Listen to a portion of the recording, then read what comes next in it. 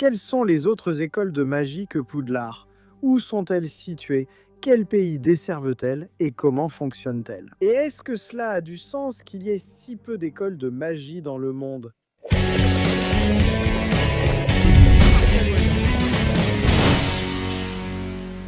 Salut les sorciers! Ça va? Si tu viens d'arriver ici au Chaudron Fendu, sois le bienvenu. Si tu veux t'abonner, fais-toi plaisir. Cela nous rapproche de notre objectif de 2 millions d'abonnés sur cette chaîne. Nous avons déjà plus d'1 650 000, il ne manque que quelques personnes. Si tu aimes l'épisode, laisse un like, ton commentaire est aussi le bienvenu.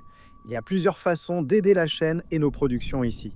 Le bouton merci, ou en devenant membre. C'est à toi de voir comment tu veux faire, comment tu préfères faire, et comment tu peux faire. La magie et les peuples sorciers sont répartis dans le monde entier, chacun avec sa propre culture, ses propres coutumes, ses particularités. Et on pense que, tout comme les premiers êtres humains, une partie de la magie, voire toute la magie, est apparue sur le continent africain. Par un long processus de dispersion, les peuples magiques ont migré, s'installant et donnant naissance aux peuples autochtones partout dans le monde. Bien qu'une période de l'histoire des Moldus soit basée sur les grandes découvertes de la navigation, la découverte de nouvelles terres au-delà des océans. Ces lieux étaient déjà habités par d'autres peuples, dont des sorciers. Et la différence entre les sorciers et les Moldus, les noms magiques de ces endroits, c'est que les sorciers savaient déjà qu'il existait des gens sur d'autres continents. Ils se connaissaient avant que les Moldus ne sachent qu'il existait une terre au-delà de l'océan. C'est parce qu'il existait plusieurs moyens magiques pour eux de communiquer, de se déplacer. Il est noté que certaines communautés magiques, même au Moyen Âge et dans divers endroits du monde, maintenaient déjà cette communication. Les communautés magiques des Amérindiens, tout comme celles d'Europe et d'Afrique, se connaissaient déjà bien avant l'immigration des Moldus européens. Au XVIIe siècle, ils connaissaient déjà les similitudes entre leurs peuples. Au fil des années, alors que la société évoluait, des écoles ont émergé chez les Moldus et les sorciers. Il existe 11 écoles de magie grandes et prestigieuses dans le monde entier. Elles jouissent d'un plus grand prestige et d'une plus grande reconnaissance. Mais cela ne veut pas dire que ces 11 écoles étaient les seules écoles du monde, ce sont simplement les plus célèbres. Ces écoles incluent Poudlard, située dans les Highlands d'Écosse, accueillant des élèves d'Écosse, d'Angleterre, d'Irlande du Nord et du Pays de Galles. L'Académie de magie Beauxbatons se trouve en France et accueille des élèves français d'Espagne, du Portugal, des Pays-Bas, du Luxembourg et de Belgique. Institut de magie. Durmstrang, qui se trouve quelque part dans le nord de l'extrême nord de l'Europe. L'emplacement de Durmstrang reste secret. Toute personne s'y rendant a sa mémoire modifiée pour ne pas pouvoir le révéler. Ils acceptent des élèves d'Europe de l'Est et d'autres pays, sauf s'ils sont nés moldus à cause de leurs préjugés. Kulduvsture est l'école de magie de Russie, couvrant toute la région. Maoutokoro est celle du Japon et dessert aussi ce pays. Agadoul est l'école de magie du continent africain. Elle accueille des élèves sorciers de tout le continent africain. Chaque école de magie, Castelo Bruxo, la célèbre école de magie ici au Brésil. Elle est en Amazonie brésilienne et accueille des élèves de toute l'Amérique du Sud. Ah, j'ai oublié d'évoquer Ilvermorny, n'est-ce pas? Qu'est-ce que c'est? L'école qui se trouve dans le Massachusetts, aux États-Unis, accueille toute l'Amérique du Nord, donc le Canada, les États-Unis et le Mexique. Et il existe 3 autres écoles qui n'ont jamais été révélées, ni leurs emplacements, ni le public qu'elles accueillent. Mais on pense que l'une de ces écoles se trouve en Chine. Dans Harry Potter Magic Weekend, un personnage est le fils d'une sorcière ayant étudié à l'école de magie de Chine. Et les autres, l'une doit être en Océanie, non? Qui accueille l'Australie et la dernière peut-être en Inde? Ce ne sont que des spéculations, leur emplacement officiel reste inconnu, mais elles existent. Cette information sur 11 écoles et 8 des 11 écoles révélées est parvenue au public en 2016. Si je ne me trompe pas, c'était lors de la Harry Potter Celebration dans les zones Harry Potter à Universal. Il y avait la carte de Pottermore montrant les écoles du monde, ainsi que quelques textes sur l'ancien Pottermore devenu aujourd'hui le site Harry Potter.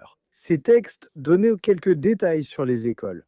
Quand ces informations sont sorties, la plupart des fans étaient très enthousiastes et content des nouveautés. Mais il y a toujours des gens qui remettent en question, n'est-ce pas? Et qui aiment souligner que ça n'a pas de sens. Moi-même, je suis quelqu'un qui aime mieux comprendre et aime comprendre le sens. Mais je ne commence pas à pointer du doigt en disant «Ah, ça n'a pas de sens». Je sais que c'est un univers fictif où tout est construit pour avoir un sens propre, sans lien avec le réel. D'accord, certains points soulevés sont justes. L'un des grands problèmes qu'il soulève, c'est mince. Pourquoi n'y a-t-il que 11 écoles dans le monde entier? Pourquoi pas une seule école pour toute l'Afrique? Avec tant de langues, c'est déjà difficile pour Chinois et Indiens d'étudier ensemble, alors une seule école ne suffirait pas. En Amérique du Sud, plusieurs langues sont parlées. Quelle est la langue utilisée à l'école? Pourquoi y a-t-il tant d'écoles en Europe? Durmstrang, Poudlard et Beaubaton qui couvrent de petites régions. Castello-Bruxo couvre toute l'Amérique du Sud, Agadir, tout l'Afrique. C'est disproportionné et illogique, d'accord? Je veux parler un peu de chacun de ces sujets et de mon point de vue sur la beauté, les langues parlées. Prenons comme exemple Castello-Bruxo. Je vais l'utiliser ici comme exemple parce que Castello-Bruxo est au Brésil. Je pense que c'est juste de l'utiliser puisque nous sommes une chaîne Harry Potter. Au Brésil, Castello-Bruxo accueille toute l'Amérique du Sud. Il y a plusieurs langues parlées. Le portugais, l'espagnol, le néerlandais, le français et même l'anglais, sans compter les langues indigènes. Comment une école gère-t-elle autant d'élèves et la langue? À l'époque où ces textes sont apparus, une théorie a même émergé disant qu'il pourrait y avoir un sortilège de traduction là-bas, et que tout le monde pourrait ainsi communiquer. Mais ensuite, là, dans le 4e livre, lors de la Coupe du Monde de Quidditch, c'est ce qu'on attend. Notre premier contact officiel avec des sorciers de cultures différentes, venant de différentes parties du monde. Barto Croupton Senior parlait plus de 200 langues et était indispensable pour communiquer là-bas. Si un sortilège de traduction existait, le cas de Barto Croupton Senior n'aurait pas été nécessaire dans le livre. Tu sais, puisque les gens aiment comparer avec le réel, ramenons ça dans le monde réel. Si tu vas étudier dans une école ailleurs, supposons, tu es parti d'ici, je ne vais même pas si loin, tu es parti du Brésil et tu es allé étudier dans une école qui accueille des Brésiliens. Mais l'école, la langue officielle de l'école est l'espagnol, tu dois l'apprendre. C'est pareil pour l'anglais ou le russe, tu dois apprendre la langue. Selon la langue, il y en a peut-être une là-bas. Ou bien les professeurs, comprenant la diversité linguistique des élèves, apprennent d'autres langues. C'est possible, je ne dis pas que ce n'est pas une faille, j'essaie juste de comprendre. Et parfois aussi, J.K. Rowling n'a pas pensé à la question de la langue. Comme c'est une personne qui parle anglais et qu'elle sait que dans la plupart des endroits on parle anglais, elle s'est dit bon, ce n'était pas une question conflictuelle pour elle, elle a simplement mis les gens dans les écoles. Cette question de langue ne s'appliquerait pas seulement à Castello-Bruxo, n'est-ce pas? Elle s'appliquerait à toutes les écoles. En résumé, il existe probablement une langue officielle dominante à l'école à laquelle les élèves s'adaptent. Ce n'est pas impossible. Une autre question a été soulevée. Comment Chinois et Indiens pourraient-ils étudier ensemble dans la même école? Aucune confirmation officielle n'indique qu'il y a une école en Inde destinée aux Chinois et aux Indiens, n'est-ce pas? Il y a une frontière là-bas, et les gens utilisent cela comme argument en se basant sur des conflits de Moldus, tu vois, des conflits de l'histoire du monde réel. Le monde des sorciers n'est pas un monde de Moldus. Ils sont différents, ils ont des concepts différents, des cultures différentes, des préjugés différents, des luttes différentes. Un endroit peut avoir un contexte historique différent d'un lieu réel. Franchement, je trouve ça nul de dire simplement c'est un monde fictif. Ça n'a pas besoin d'avoir du sens, non, ça doit avoir du sens dans la façon dont ça a été construit. Si dans ce contexte, de la manière dont ça a été construit, ça a du sens. Pour moi, ça suffit. Donc ça ne sert à rien de vouloir simplement appliquer les règles du monde réel à l'histoire de Harry Potter, tu vois. Ça n'a même pas de sens de vouloir ça. Bien sûr que parfois on peut utiliser ça. Dans certaines situations, on peut utiliser ça. Mais pour que ce soit établi dans l'histoire, tu vois. Dans l'histoire, une chose réelle est établie, donc on peut s'y référer. Mais même dans cet épisode, j'ai déjà donné un exemple, à propos des sorciers intercontinentaux qui avaient déjà connaissance les uns des autres, qui communiquaient entre eux avant les navigateurs, qui découvraient d'autres terres. Comment cela pouvait-il arriver sans sorciers de peuples magiques? Avant, ce n'était pas possible. Il n'existait aucun moyen pour un Européen de communiquer avec un Amérindien. Par exemple, ce n'était pas possible, ça n'existait pas. Alors, tu vois, c'est différent du monde réel. Vouloir introduire cela dans les écoles n'est déjà pas très honnête selon moi. Et là, un autre point entre en jeu. Ah, comment ces écoles accueillent-elles toute la population sorcière? La population sorcière est très, très, très, très, très nombreuse. Et je vais dire encore beaucoup, beaucoup. Car elle est bien plus réduite que celle des moldus. Les moldus sont majoritaires dans le monde, ils sont vraiment la majorité. Les sorciers existent dans bien plus petit nombre que les moldus. Donc, il est logique qu'il existe ces grandes écoles situées à des endroits spécifiques du globe. Dans le monde réel, pour les Moldus, une unique école pour toute l'Amérique du Sud serait impossible. Mais une école de sorciers avec une population bien plus petite, c'est possible. Un autre point soulevé concerne les écoles. Ah, comme ces écoles sont les seules, non, ce ne sont pas les seules. Ce sont les plus prestigieuses et les plus reconnues. Il se passe la même chose dans le monde réel. Certaines écoles, comme les universités, sont des ensembles. Par exemple, Oxford en est un. Avec plus de 30 universités, c'est un statut gigantesque. Être un étudiant à Oxford, c'est la même chose. Être un étudiant à Harvard est plus prestigieux, mais cela ne veut pas dire qu'il n'existe pas d'autres universités. C'est la même chose. Dans le monde des sorciers, beaucoup, y compris la plupart des parents, préfèrent éduquer leurs enfants à la maison. Il existe des programmes d'éducation magique par correspondance. Il existe aussi d'autres écoles de magie plus petites et moins prestigieuses. Elles apparaissent et disparaissent, ouvrent, ferment, de nouvelles écoles, voient le jour tous les jours. Certaines ferment, d'autres ouvrent, mais celles-ci sont les écoles traditionnelles. Je vais lire un extrait du texte officiel. À propos des écoles de magie, le nombre de pays qui possèdent leur propre école de magie est infime comparé à ceux qui n'en ont pas. C'est parce que la population sorcière de nombreux pays préfère l'enseignement à domicile.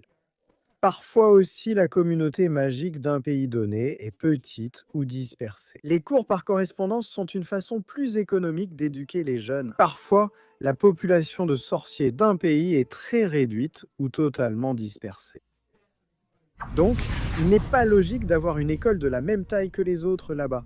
Et puis, il y avait un autre point qu'ils évoquent à propos des écoles de magie, et celui-ci est un point que je trouve très important. C'est vraiment une question d'opinion personnelle des gens. Les noms des écoles sont très clichés. J.K. Rowling a juste repris des termes, comme Castello Bruxo. Toutes les écoles ont ce type de nom. Beauxbatons signifie littéralement belle baguette. Poudlard signifie verrue de porc. Maotokoro signifie institution magique, lieu magique. Donc en fait, elle a joué avec les noms, elle les a pris, traduits, et mec, si tu réfléchis bien, les choses en là qui viennent d'autres langues, elles semblent juste différentes parce que c'est dans une autre langue. On entend dans une autre langue, genre pour nous, en portugais, tu dis le nom Maotokoro. Waouh, quel nom stylé! Mais en japonais, la personne comprend aussi. Castello Brucho, tu vois, dans une autre langue, les gens vont dire waouh, quel nom cool, ça veut dire quoi? Il va chercher et dire ah, pour le japonais, il va mettre l'équivalent en japonais. Pour l'anglais, genre Wizard Castle, tu vois. Le sens des noms des écoles est intentionnel, ce n'est pas simplement je mets ce nom car je le trouve génial. Ce n'est pas le cas. C'est intentionnel que ces noms soient aussi littéraux par rapport aux choses. Mao Tokoro combine Maos, magie, et Tokoro, lieu, institution. Et Tokoro est un mot du japonais ancien, pas du japonais moderne. Honnêtement, je ne vois pas ça comme un gros problème, tu sais. Donc, cet épisode était juste pour dire que si tu regardes les écoles de magie sous l'angle du monde réel, mon ami, ça n'a même pas de sens de regarder quoi que ce soit dans Harry Potter. Les serpents ne parlant pas aux gens, les dragons et la magie n'existent pas, ni les baguettes magiques, donc il n'y a pas d'autre façon de voir cela. Tu peux et dois prendre le monde réel comme référence. Ce qui est établi dans l'histoire, c'est ça qui compte, donc cela doit être cohérent à l'intérieur de l'univers. Les écoles de magie sont cohérentes dans l'univers qui a été établi. La population des sorciers est bien moindre que celle des moldus. La plupart enseignent à leurs enfants à domicile, il existe des cours par correspondance et d'autres petites institutions de magie. Ce n'est pas quelque chose d'insensé. Mais toi, laquelle des écoles de magie trouves-tu la plus cool? Quelles autres restent secrètes et que crois-tu qu'il existe dans d'autres pays? Tu penses qu'elles sont dans ces endroits dont j'ai parlé? Là, si c'est l'Inde, si c'est la Chine, ou si c'est en Océanie ou ailleurs, voilà. On se retrouve dans le prochain épisode du Chaudron Baveur, j'espère que ça vous a plu jusque-là. Méfait accompli.